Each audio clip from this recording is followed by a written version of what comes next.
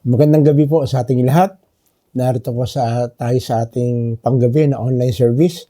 Ito po yung lingkod, Pastor Romy Olaso.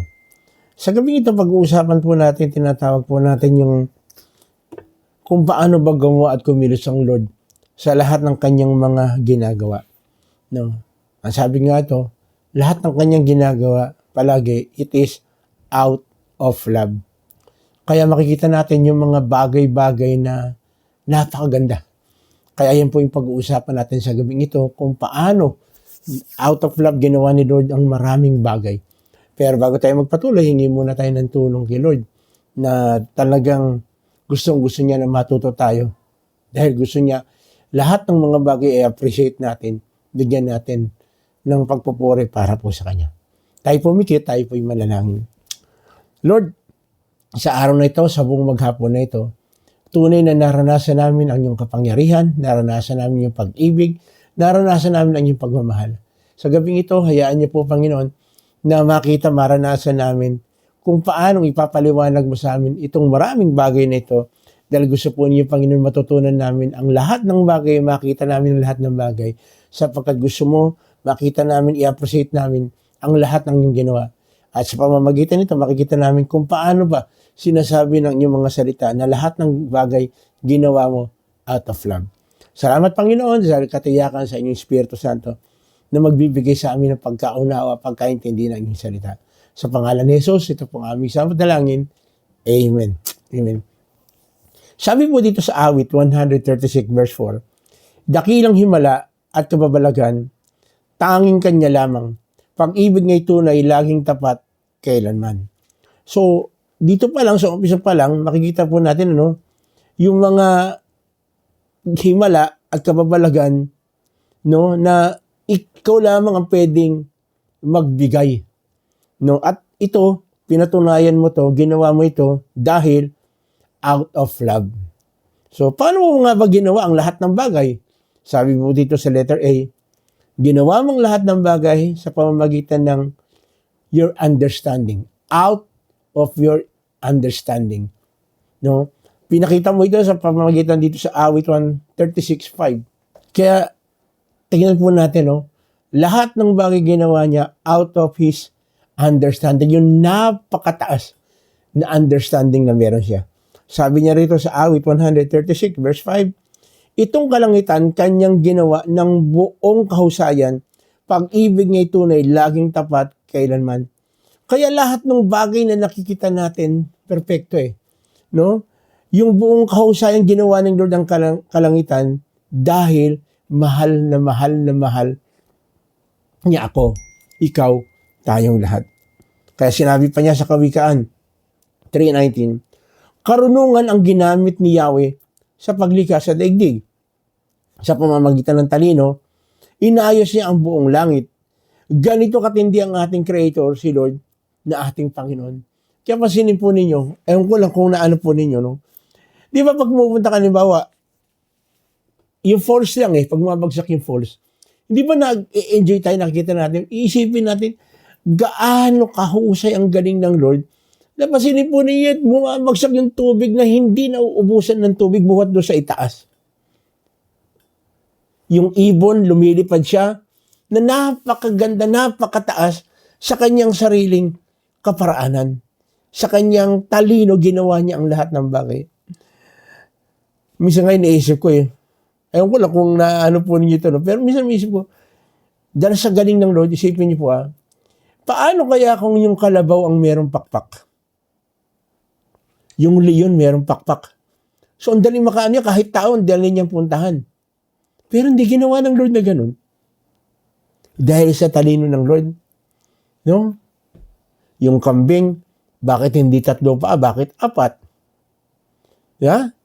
Bakit yung tubig hindi tumitigil sa pagbibigay ng isda? Bakit ganun? Kasi ginawa ito ng lahat ng Lord out of His understanding. At hindi lang sa out of His understanding, kundi out of His love sa akin, sa iyo, at sa ating lahat. Kaya yung nakikita natin dito sa mundo, napakaganda. Actually, nakakalungkot mag-isipin, Nasisira lang ang ating kalikasan dahil sa kasakiman at kasalanan nating mga tao. Dumarating ang time na napakaganda ng isang bagay pero dahil sa kasakiman at dahil sa kasalanan ng tao, nasisira ang magagandang bagay. Sayang, ginawa pa naman ito ng Lord, nilikha niya yung lahat ng mga bagay na nakikita natin out of His understanding and out of His love. Ginamit niya yung kanyang understanding, ginawa niya ang mundo dahil mahal niya ako, mahal ka niya. Gusto niya ma-enjoy natin lahat ng mga nakikita natin dito sa mundong ito. Pangalawa, paano lumikha ang ating Panginoon? Out of His control. Nilikha ang lupa at pati ang tubig nitong kalaliman. Pag-ibig niya tunay laging tapat kailanman. Katapatan at pag-ibig ng Diyos, kaya even ang lupa na titirahan ng tao, ay totoong binigay niya para ma-enjoy natin. At pati ang dagat, ibinigay niya para ma-enjoy natin ang lahat ng lamang dagat. Again, nasisira lang, nawawala lang itong mga pinagkaloob ng Diyos na ito dahil sa kasalanan ng tao. Biray mo, uhuli ka ng isda, gagamit ka ng dinamita.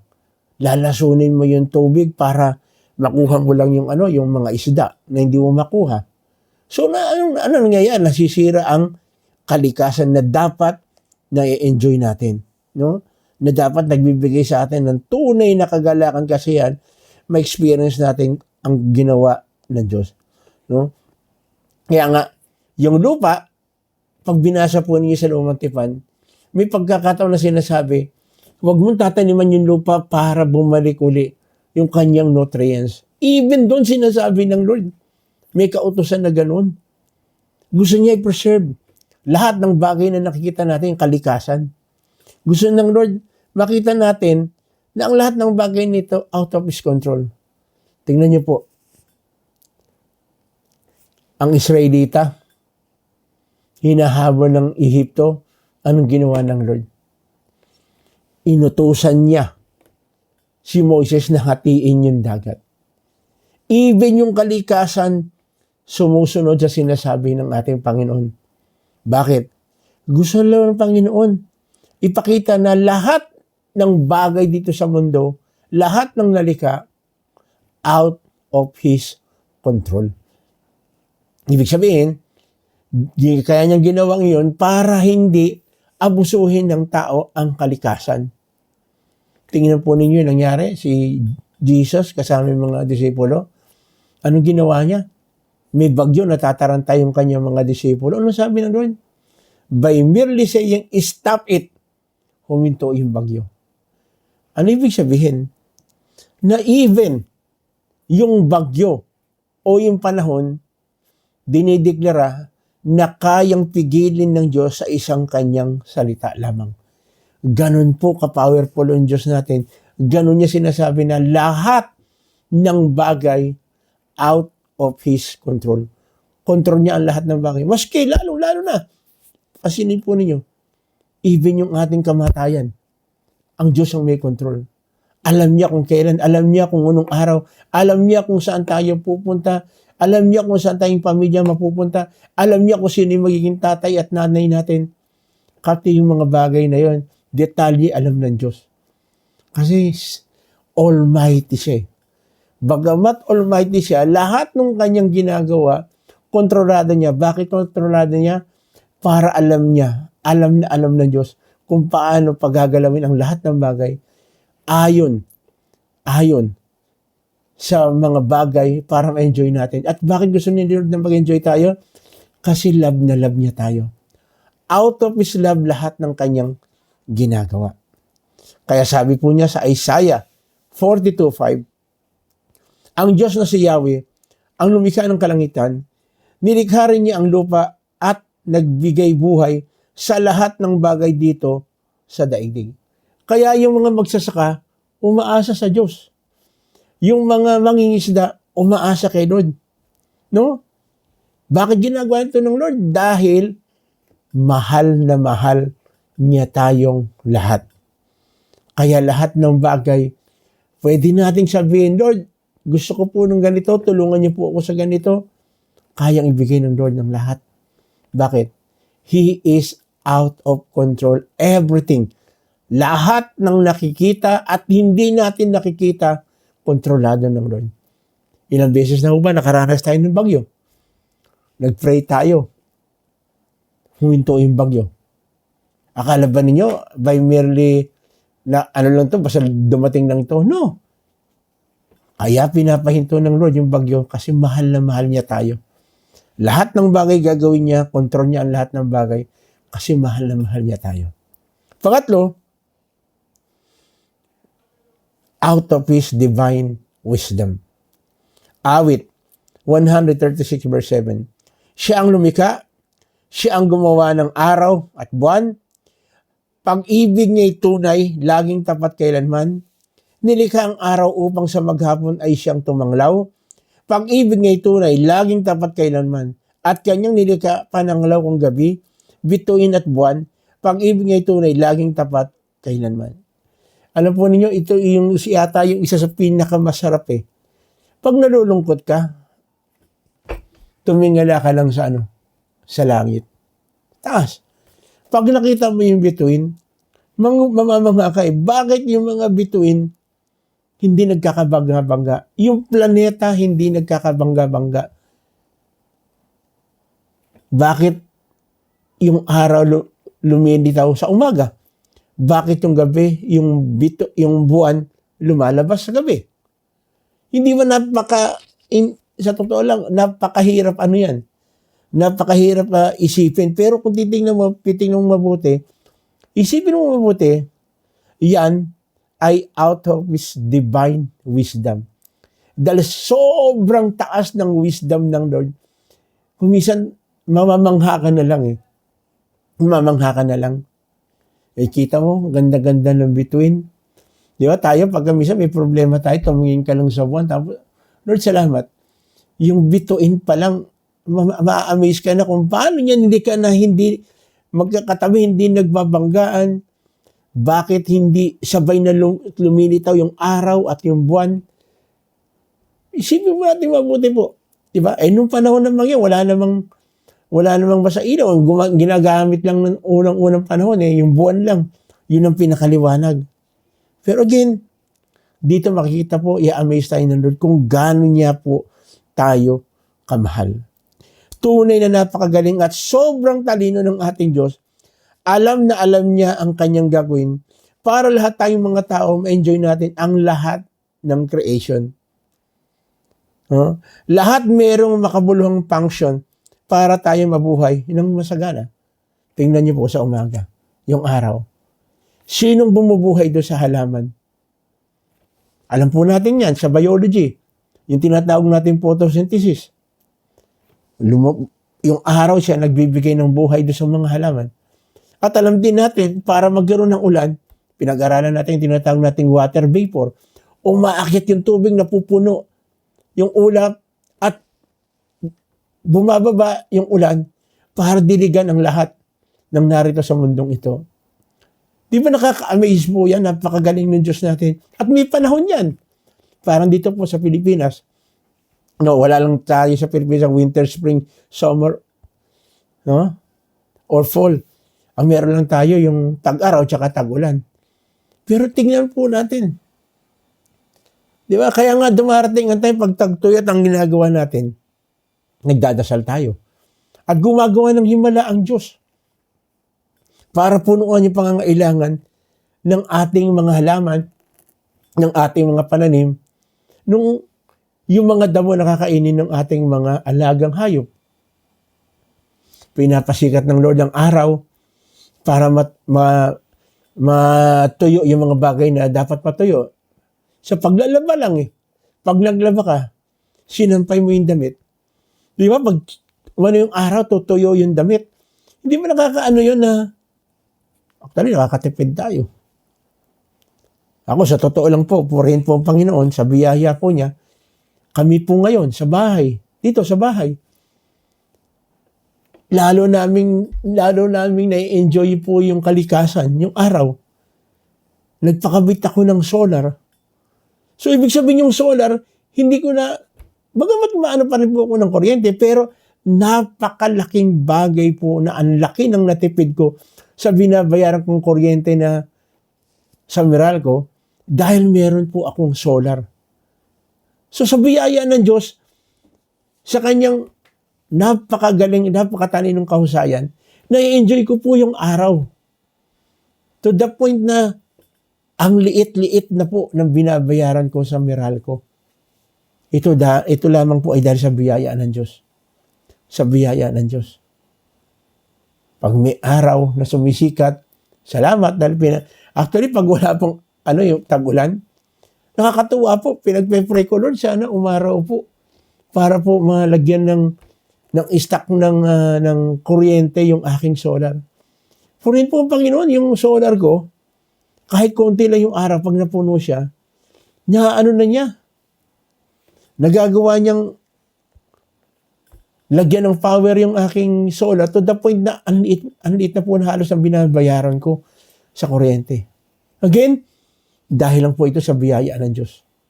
Dahil lang po ito sa katalinuhan ng Diyos. Alam niyo, marami po pong mga bagay na binigay ang Diyos na kailangan lang natin talaga ano po natin, tuklasin natin.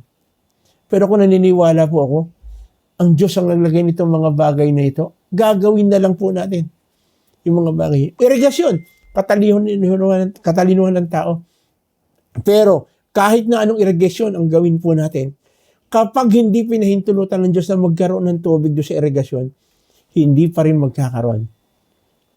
Again, sa biyaya lang po ito, sa katalinuhan ng Diyos, sa kabutihan ng Diyos, ibinigay niya itong mga bagay na ito. Sabi po sa Santiago 1:17, ang lahat ng mabuti at ganap na kaloob ay buhat sa Diyos.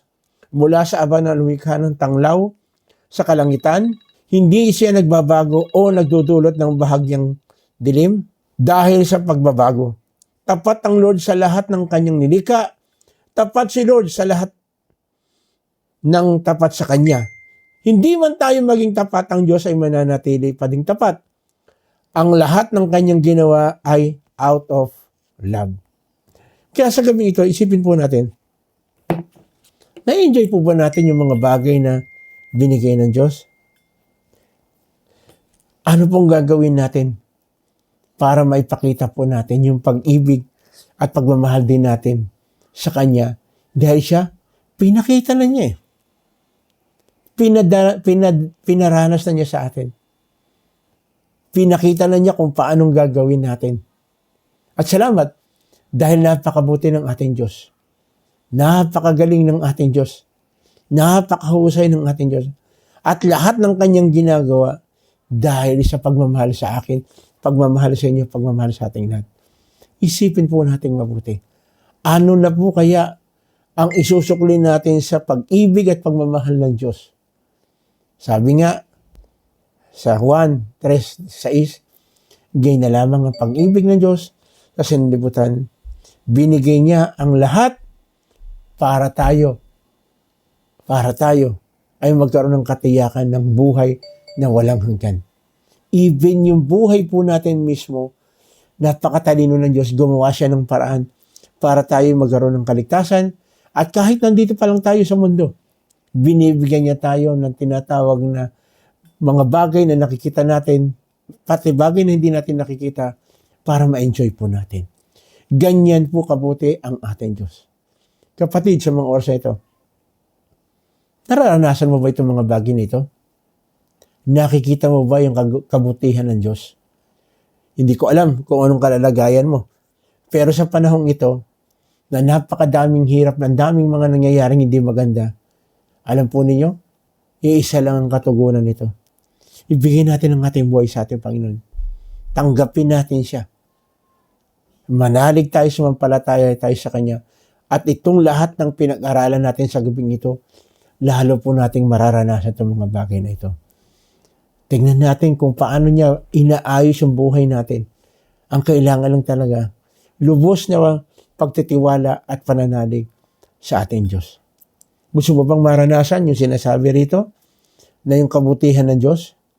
Gusto mo na makita na yung mga bagay na nandito sa mundo ma-experience mo na ito lahat ay dahil sa divine wisdom ng Diyos?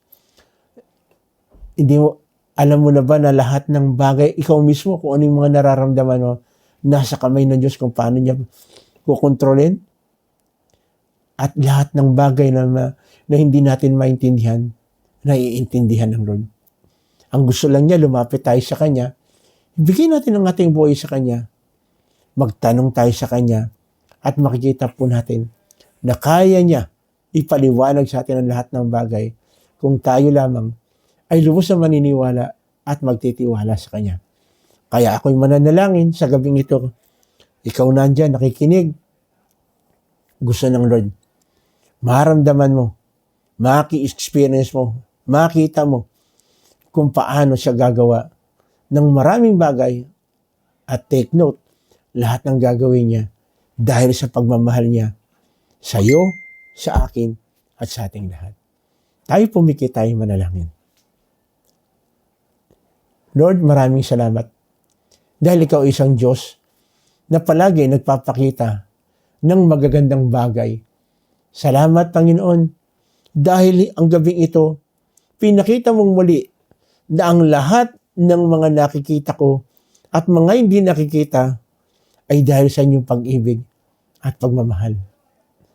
Lord, sa mga oras na ito, ako po'y lumalapit sa inyo. Ako po'y nagpapakumbaba. Tinatanggap po kita at ako'y sumasampalataya na ikaw lamang ang tangi kong pag-asa sa buhay na ito. At ako'y nananalig na bukod tangi na ikaw lamang ang nakakaalam na kababatid ng aking pinagdadaanan. Lord, hayaan niyo po na maintindihan ko ang iyong kalooban. Hayaan po niyo, Panginoon, na ma-enjoy ko yung mga bagay na pinagkakaloob mo po. Salamat, Panginoon, dahil bubuksan mo ang aking isipan at ang aking puso, may experience ko ang iyong walang maliw na pagmamahal para sa akin. Kapatid, sa mga oras na ito, isa sa mga kaparaanan ng Diyos para ipakita ang pag-ibig at pagmamahal sa atin, ang kagalingan na pwede niya ipagkaloob sa iyo. Kaya kung sa mga oras ito, mayroon kang karamdaman, may dinaramdam ka, ito yung pagkakataon. Hilingin mo sa Panginoon ang kagalingan na nanggagaling sa Kanya. Sige, maaaring sinasabi ng doktor para walang pag-asa, kay Lord mayroong pag-asa. Maaaring sinasabi ng doktor, hindi na kayang gamutin, pwede pa. Lumapit ka lang sa Panginoon. Sabihin mo sa Kanya ang iyong karamdaman. O meron kang mahal sa buhay o kakilala na gusto mo makaranas ng kagalingan. In Jesus' name, makaranas siya. Panginoon, dinataas mo namin ang aming batchmate, si Celine. Pwede ka pong gumawa ng himala sa kanya. In Jesus' name, kagalingan. Even kay Linda, pwede po makaranas po ng kagalingan. Iparanas mo po, Panginoon, ang kagalingan na nanggagaling lamang po sa inyo. Maaring sinasabi ng doktor, wala nang pag-asa. Merong pag-asa, Lord. Basta maniniwala kami, sasampalataya kami sa iyo. Dahil ikaw ang aming dakilang manggagamot. Even si Bong Sanchez, Panginoon, kapatid, tanggapin mo kagalingan mula sa ating Panginoon. Maniwala ka, sumampalataya ka. Manampalataya ka. In Jesus' name. In Jesus' name. In Jesus' name. Recovery po, Panginoon, sa aming kapatid na si Katoni, pati rin po ako si kapatid na Edgar. Lord, again, walang imposible sa inyo. Ang recovery, ang restoration, nanggagaling po sa inyo. Gayun na rin, Panginoon, si Ed, ikaw po, Panginoon, ang patuloy na magbibigay ng recovery sa kanya, nakalakasan sa kanya.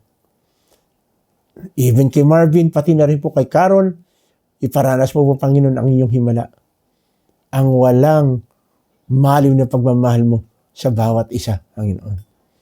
Yes, Jesus. Yes, Lord. Yes, Lord. Even sa panahon ito, Panginoon, si Gerald, nasa ospital, Lord, ikaw ang dakilang magagamot na pwede siyang makarecover. At Lord, sa lahat ng aking mga kapatid nito na nakaranas po ng karamdaman, palagi ipakita mo po ang reason kung bakit meron po sila, naramdaman po nila itong mga bagay na ito.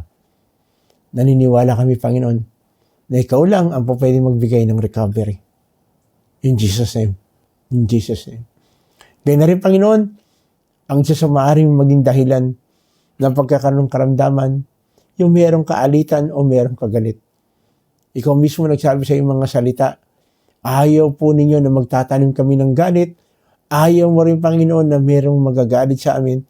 Kaya kung kinakailangan humingi kami ng tawad o kami magpatawad, bigyan niyo po kami, Panginoon, ng humble spirit, humble heart, na matuto kami magpatawad at matuto rin kami humingi ng tawad kung kami ay nakagawa ng pagkakamali. Financially, ikaw ang aming great provider. Lahat ng kapatid na sa mga panahon ito ay hirap na hirap financially. Lord, ikaw mismo nagsabi, lumapit sa akin ang merong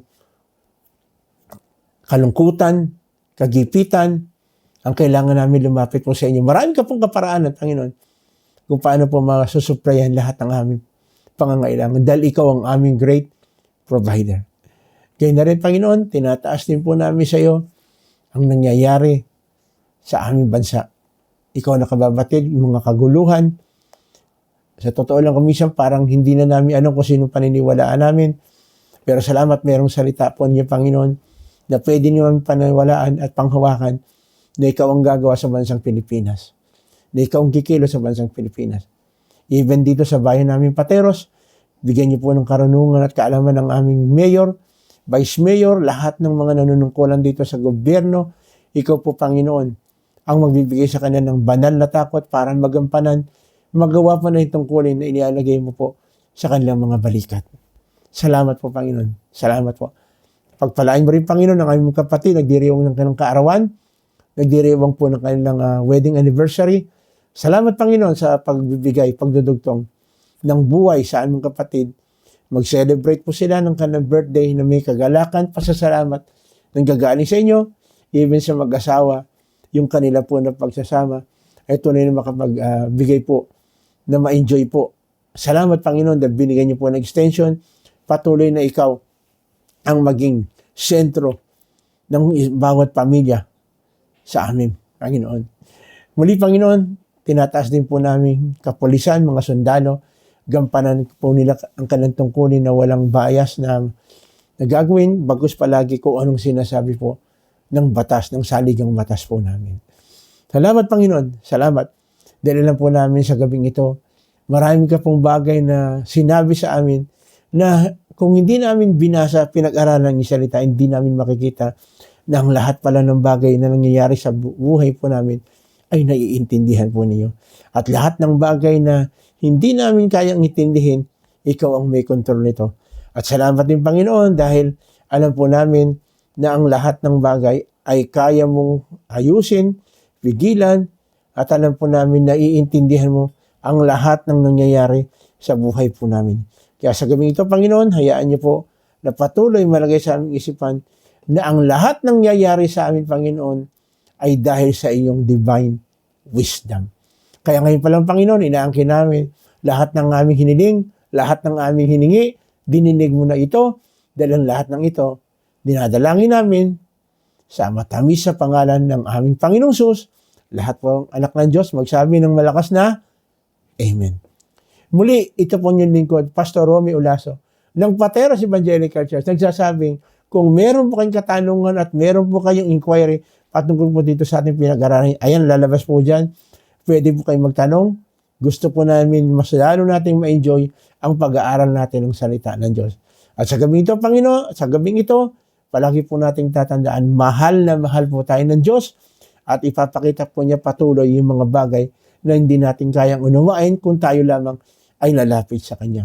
Salamat, dahil alam ko sa gabing ito, pinagpala na ang bawat isa.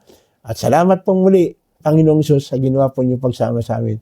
Lahat ng ito, inaangkin po namin sa pangalan ni Jesus. Amen. Amen.